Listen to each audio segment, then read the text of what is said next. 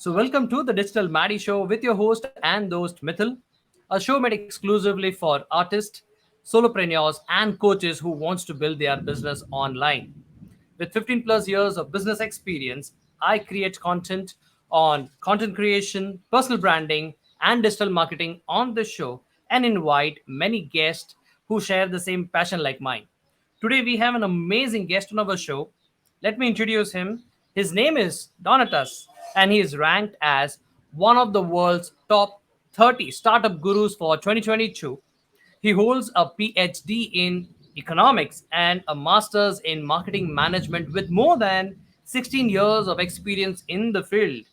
He is the author of The Startup Evolution Curve, one of the top five best selling books on Amazon in startup and business innovation category. Currently, he helps entrepreneurs build their first SaaS startup by applying the double sprint method to save development cost and get into the market faster. So, without wasting much of our time, let's bring on to the platform the guru himself. So, welcome, Donatas. Everyone, everybody around. It's a pleasure, Matil, to be here, invited by you, and I hope we will have really fruitful discussion and useful for your listeners. Absolutely, Donatas. So, Donatas, all the people who are listening to this episode, can you just introduce your backstory to all of them? Well, it depends of how long we will look at my backstory, but probably now I'm better known as a startup advisor, especially working with software as a service and online platform startups. But before doing that, I was a marketing consultant working for multiple companies, for more than 50 companies to be frank, in different industries, from veterinary practitioner in a small town up to the pyrolysis power plant, which was worth more than 97 million euros. So from tiny projects to really, really huge projects. But a few years ago, it was about I guess it was in 2015, I decided that I liked working with innovative ideas, with strange, weird, not usual business ideas. And I even got feedback from multiple clients whom I consulted and coached. They said, Donatas, the more the idea is weird and non-traditional, the better help you can provide us because nobody else can help us. Then I decided, well, I need to go deeper into that. And I started working with startups. It was not necessarily SaaS startups, but different startups. The main criteria was for anything which was innovative, strange, weird, not as usual. And at that time, I decided to write actually a book. We could even talk half an hour about why and how I decided to write this book. But the main turning point in my lifetime was that I decided to write the book. And to write the book, I actually did the very extensive global research, surveying more than 1,400 startups and doing almost 500 in-depth interviews with successful SaaS founders, not necessarily SaaS founders, but startup founders, and with those who actually failed even miserably and they didn't want to mention their name. So I tried to learn what works, what doesn't, what theoretical frameworks and practical tools actually serve startup founders, to start their business off the ground as faster as possible, and which of those tools are just, theoretical and they don't work in the real lifestyle. So after I did the research, I published the book, which eventually became the one of the top five best-selling books on Amazon internationally. I even got featured on Forbes. And one evening, I got an email from a student in California State University saying that their professor uses my book as a course book for MBA students in California State University, teaching a new subject, technology and startups. I said, wow, gosh, I'm a guy sitting in the middle of nowhere, but I did the research, I synthesized this information, and now people, even in the United States and California, are learning from this material. So this is like a little bit background of myself, and the main turning point in my lifestyle, as I mentioned, was writing the book, doing the research, and now I'm currently focusing like a laser focus, not on just any startups, but especially on software as a service startups and online platform startups. So I'm looking for new tools, new practices, how to help launching those SaaS startups into the market as fast as possible with as little as possible risk. So how to do that faster with less of a risk? So that's awesome, Donatus, and just simply loved your story. You showed it is so simple, but yes, you have done a great and an amazing work in your niche, in your field, and immense research has basically helped a lot of people, and are also continuing to help a lot of people. So kudos for that. Thanks, thanks.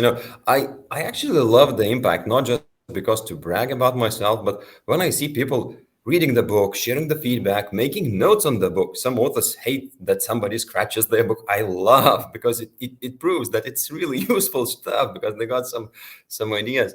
And I actually enjoy not about like the money, but when I see that on Udemy platform, I published the course for startup founders, and I see more than 16,000 startup founders joining this this course, making comments, evaluating it. And say, gosh, it's amazing. I love what I do. I share what I discover, and people use for their own experience, for their own businesses.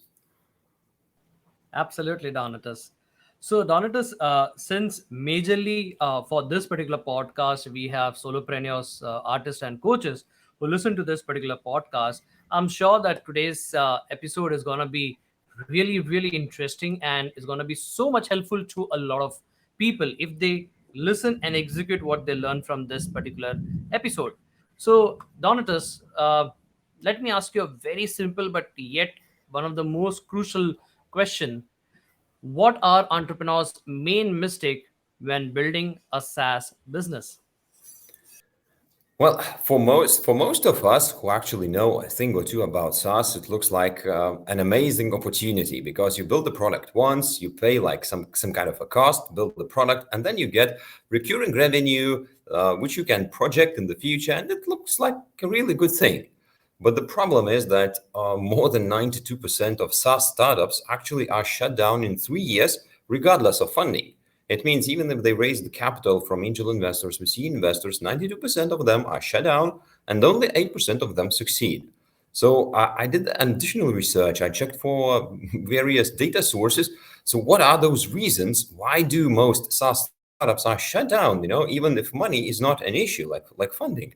And the main reason was not like a reason I could say, but the main discovery for me was that only 6% of SaaS startups fail because of tech reasons, and 56% fail because of marketing and sales.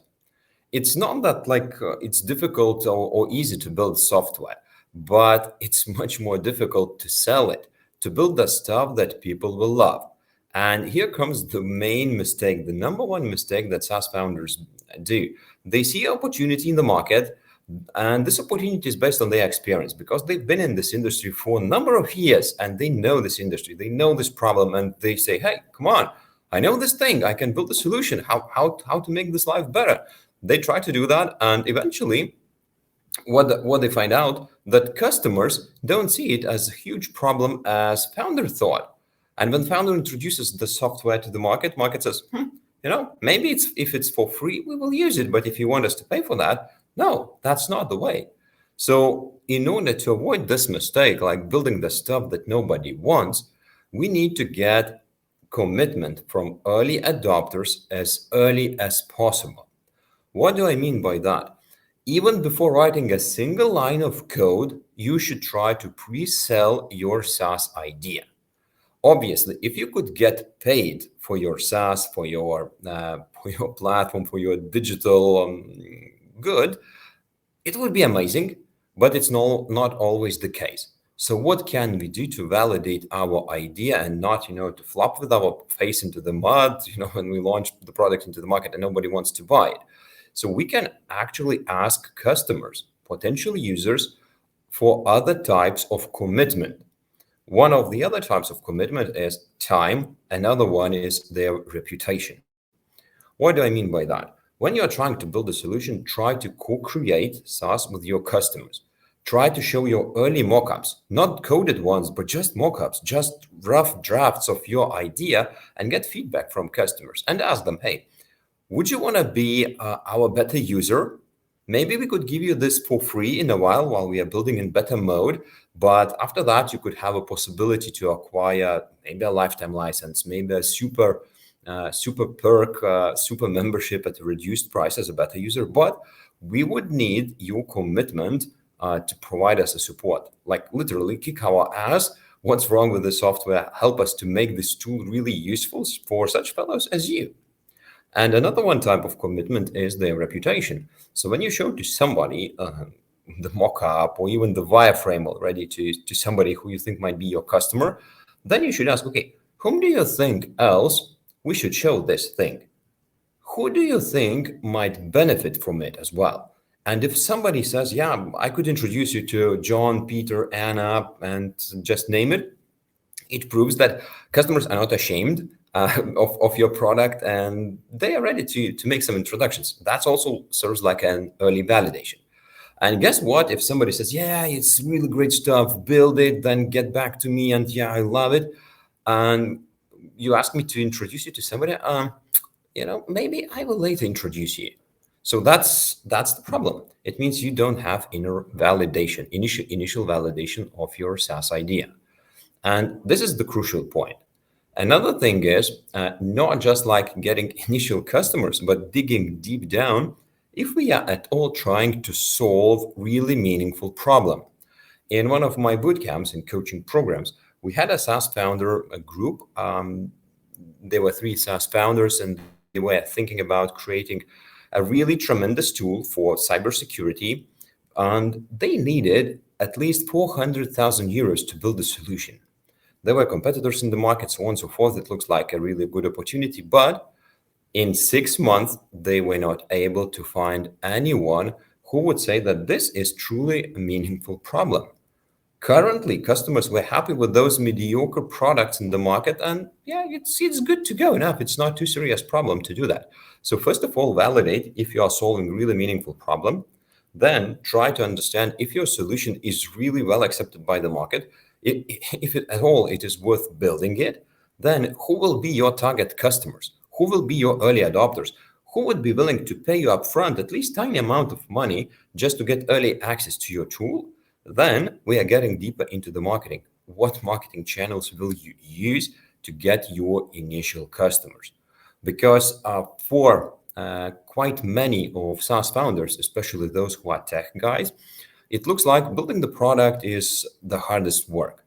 No, it's hard work, but it's even harder to get customers.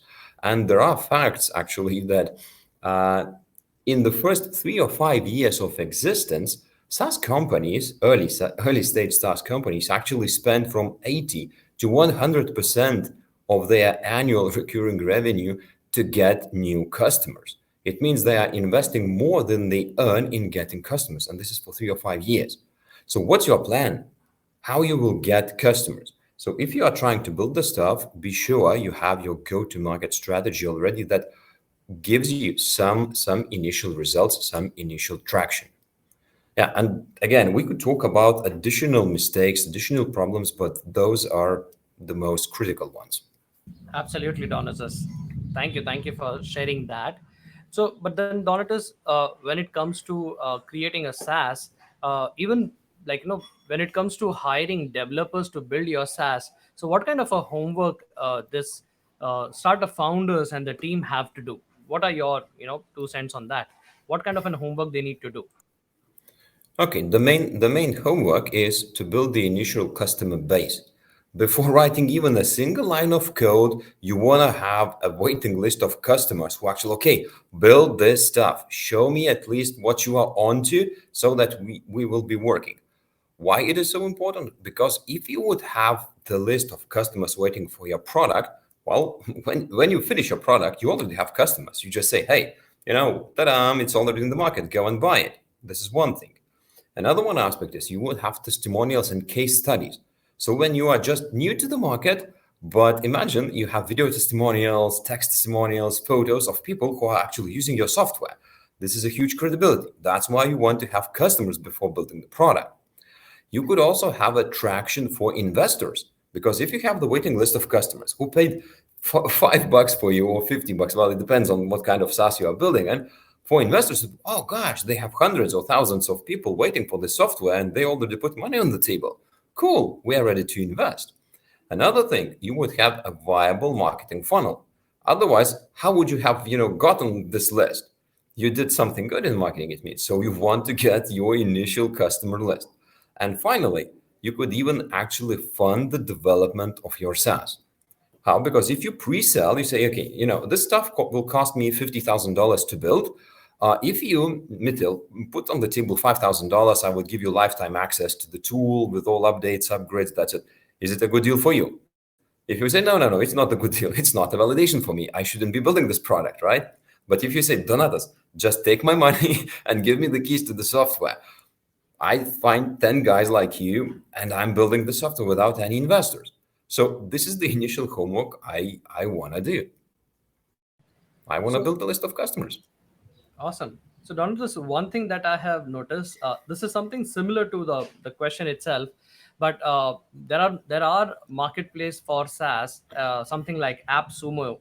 So there are Yeah. so many SaaS startups who come there and they try to plug in their product there. Like the platform where we are recording, I have purchased it from AppSumo itself at the initial stage of their format, and then they just shoot up, like the performance went high, and so the validation they got it there in the marketplace, that yes, people are buying, and the marketing is done in the right way, people are doing it the right way, and then yes, it's a done deal, and that gives a motivation to the the company itself, the SaaS company itself, to take it to the next level, do a lot of improvements. And so I think that's what you are trying to mean. If you just have to simplify Yes, it in simple terms. yes, yes, but you have to do even more homework because you won't get into the app sumo just with a mockup. You need to have a working software. That's the trick. So AppSumo is really good for those early stage startups who already have their MVP working. Even if it's a little bit crappy. I'm actually AppSumo Plus member. I have purchased 10 or 15, softwares from AppSumo. I love this thing. I support startups. And yeah, I'm also using multiple of these things. But you don't want to build your stuff just hoping that somebody on AppSumo will buy it. You want to know how just give me the list of customers, show me the money, and only then I will be building. So what do you need to do to that? You do initial customer interviews. You try to go into the market and say, hey, guys, I'm not pitching you anything. Just tell me, how are you solving this problem? I'm on to solve, this problem, to automate the solution, to find, a better thing, how to make our life easier. Does it make sense? If nobody's willing to talk with you, gosh, it means it's not a problem in the market. There are already tools. But if somebody's talking with you, you say, okay, would you like me to follow up with you when I have something like a working prototype or like doing first steps on it? If somebody says yes, it's a validation they have the problem. Unless they are, tire kickers and time wasters, just, they don't want to work in their workplace, just want to talk. So that's the case. But let's assume that, these are real people, entrepreneurs, and you have faced on really good issue. So another thing is you want to prepare your tech specification, which is market validated. You don't write code initially. You just do the mock-ups. You can hire a UX designer to show how the interface would look. It would be much cheaper to draw the software instead of code it. Draw the software, show to potential customers, and explain. If you click this, you will get there. You will get this result. After this result, you will get that result. If it makes sense, cool. Then I'm ready to build it. But are you ready to pay me $1,000 if I build it to you and give you a lifetime access? Yes or no? And you have my answer. If from 10 potential customers who were interested, I would get 3 yes, I would say, well, it's quite a good validation for me, and we are ready to roll and build this stuff. Awesome. So yeah, that actually makes sense, Donatus, to go it into the right way.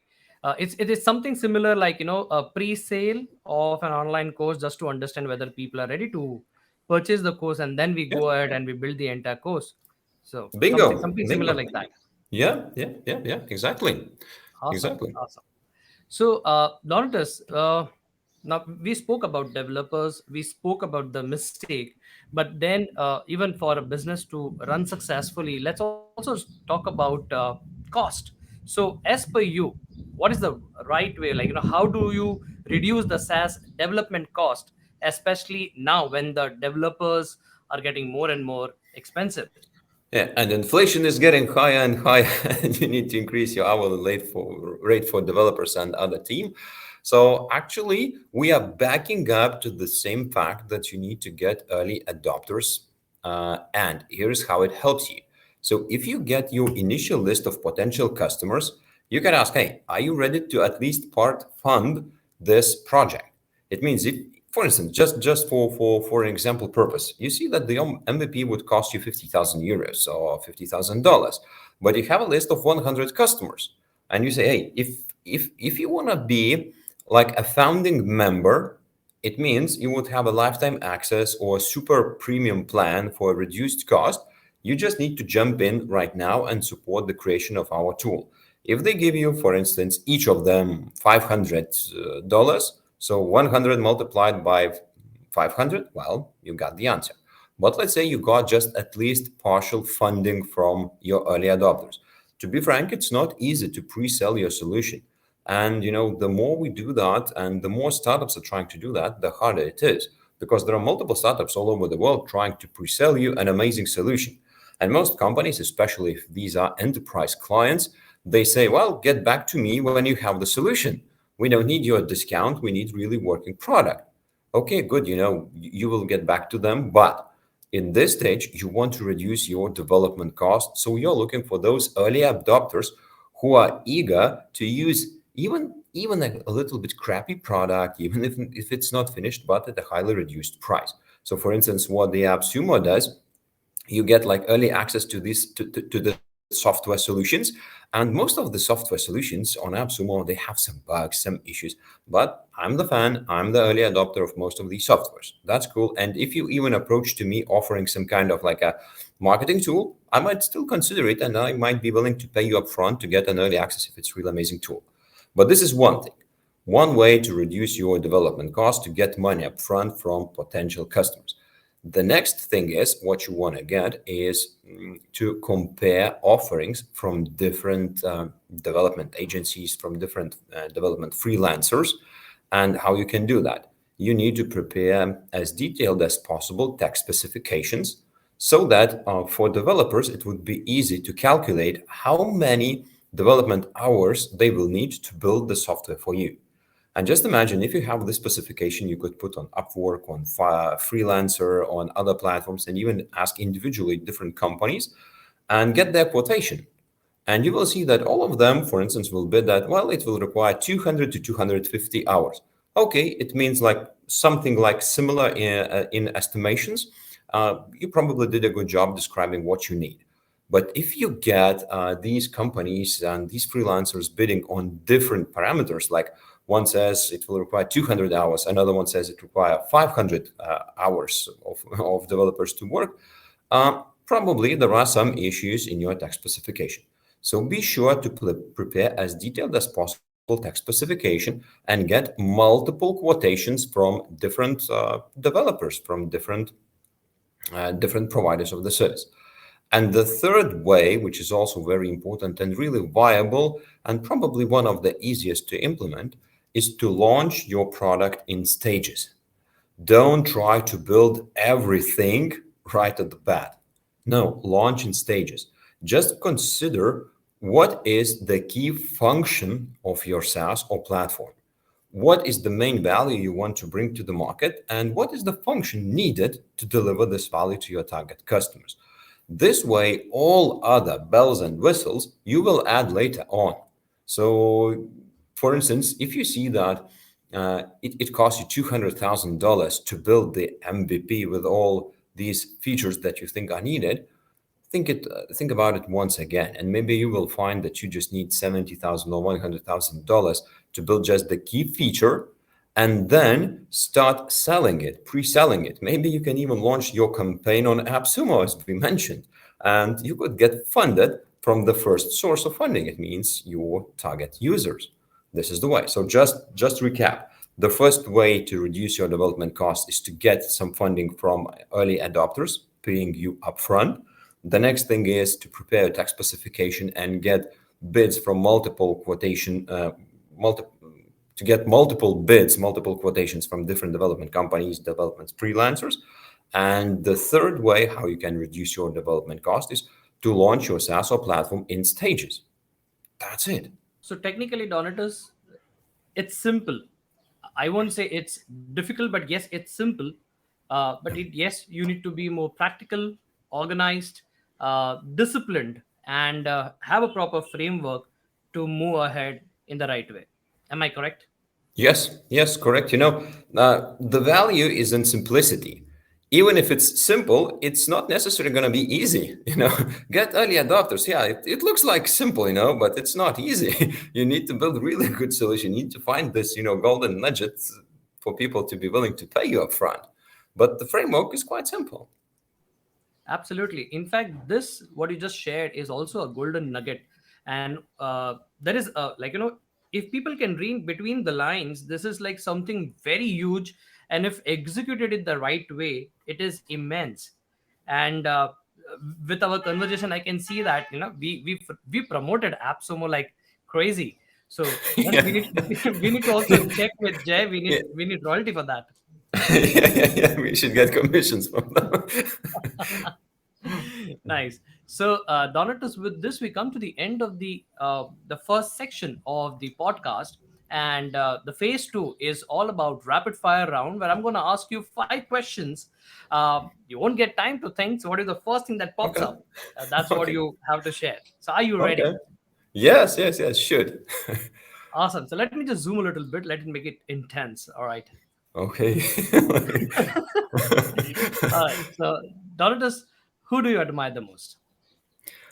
Probably Richard Branson. Sir Richard Branson is Yeah. an amazing guy, and his book, "Screw It, Let's Do It," is Oh yeah. amazing. Oh yeah. Definitely. Super cool. Uh, okay, second question: what is the one thing that you would like to add in your bucket list for 2022 and 23? I would like to fly the aircraft to learn how to fly, but I'm not sure if it's possible to do that, in such short period of time. But that would be on my bucket list, definitely. Lovely, lovely. Can you describe yourself in 3 words? Uh, Persistent, stubborn, goal-oriented. But it's almost one word, you know. So people who know me, they say you are, as stubborn as I nobody know else. So if I have a goal, a clear vision on it, and I'm going and hit it in any case. Awesome, awesome. All right, coming to the fourth one is who's your favorite superhero and why? When I was a teenager, I had more superheroes, whom I admired. Now I don't watch movies too much, but probably it was Batman. If I would have to pick one of those, it was Batman because it was like a rich person trying to help society. It's not like with superpowers somehow. It was like a simple person, but became a superhero just because of his mission. And it shows me like, well, you don't need to be gifted, to become a meaningful person to be able to help to other people. So Batman probably. Awesome. And if you have noticed, even in Batman and Iron Man movie, there are a lot of SaaS softwares which help Oh those yeah. superheroes to actually become big. Yeah, checking all those stuff. Nice. And with this, we come to the last question. So, if a movie was to be made on your life, what genre would it be, and who would like to, who would play your character? Oh gosh, that's probably would be like a thriller. A person like from nowhere, from nobody, trying to achieve something meaningful, trying to implement his goal, his vision. And I'm not sure how this movie will end up because my life is not finished yet.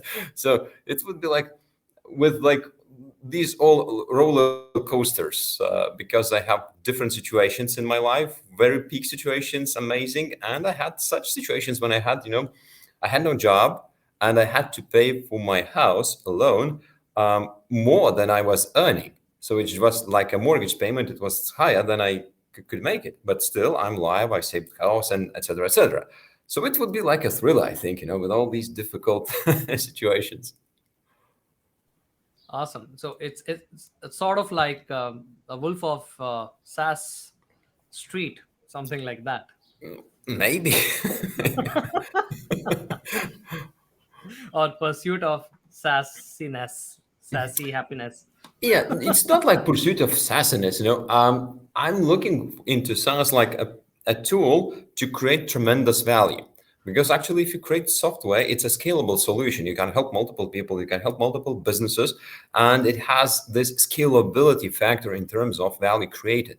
I'm actually the founder of Winavin, the marketing partnership platform, where we believe we will be able to create added value through marketing partnerships.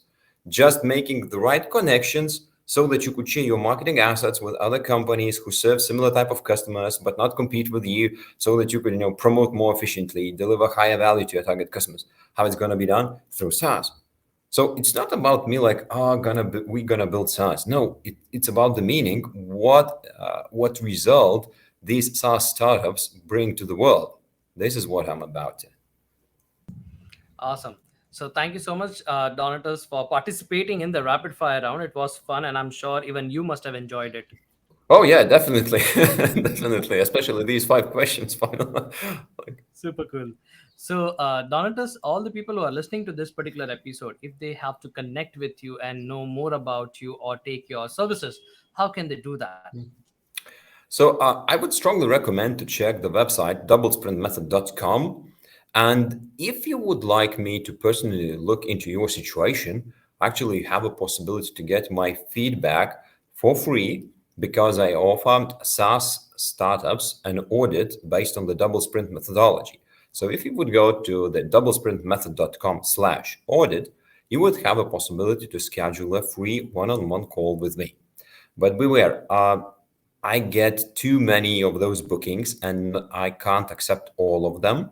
So there are some forms to be filled. So be sure that you will apply and fill enough information about what kind of software you are building, what are your main struggles. And if you would mention that you listened to this podcast on Digital Maddie by Mithil, you would skip the line. So I would pay, most of my attention to these applications which mention Digital Maddie or Mithil, and I would ask my personal assistants to showcase to me these applications who mentioned this phrase, Digital Maddie. This way, you will have much greater chances to get my direct feedback on your SaaS. And by the way, if you go to the doublesprintmethod.com, you will see a free mini masterclass about the double sprint method, how it's helping SaaS startups to avoid painful mistakes and to launch into the market fast and with less of risk. And you will also could download the PDF file, the double sprint method roadmap. And obviously, one-on-one call. Who wouldn't like to get a free consultation from one of the world's world's, I would like to call myself like a guru, but I'm just like a SaaS advisor, SaaS startup advisor, and I love helping people in this case. If you are building SaaS, so go to the doublesprintmethod.com/audit, and who knows, maybe we will see you on a Zoom call. Thank you so much, Donatus, for such a wonderful, I wouldn't say an offer, but a way like a gift for enthusiasts who are building, their software. And through our podcast, they would get the opportunity to skip the line and, maybe go ahead. Yeah. Thank you. Deep gratitude for that. Yes. You're welcome, Phil. So, Donatus, before we end this particular episode, what is the one message that you would like to give to our listeners? Probably the one message would be that let's focus on solving problems and creating value. And before spending, our time, money, energy, throwing all in, just test if this problem is just in our head or it's a true problem, and if people will be ready, to take your solution. Focus on problems, try to create valuable solutions for them. Thank you. Thank you so much, Donatus. And it means a lot. It was an honor to have you here. And I truly enjoyed it. And I'm sure that all the people who are listening, even they too have loved this particular thing. So, all of you who are SaaS developers or enthusiasts, do connect with Donatus and make the best out of it. So once again, Donatus, thank you so much for being It on was the my Digital pleasure, Maddie Nikhil. Show. My pleasure. Awesome. So you have just listened to the Digital Maddie Show with your host and host Mithil. Thank you so much for listening to our show and giving so much love. Don't forget to subscribe to our show on any podcast platform that you are listening. And if you're watching this on YouTube, don't forget to hit the subscribe button.